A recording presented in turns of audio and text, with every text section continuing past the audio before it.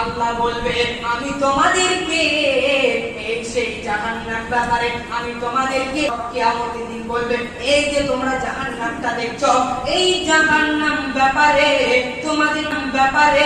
তোমাদেরকে সতর্ক করা হয়েছিল, তোমাদেরকে সাবধান করা হয়েছিল, তোমাদেরকে হুতামা নামক জাহান্নাম ব্যাপারে সতর্ক করা হয়েছিল, তোমাদেরকে হাবিয়া নামক জাহান্নাম ব্যাপারে সতর্ক করা হয়েছিল, তোমাদেরকে শাকার নামক জাহান্নাম ব্যাপারে সতর্ক করা হয়েছিল।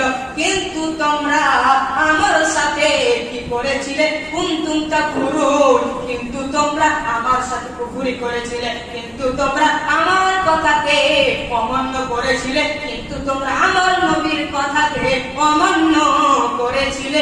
এটার জন্যই তোমাদের বাসস্থান হচ্ছে, তোমাদের জায়গা হচ্ছে জাহান্নাম।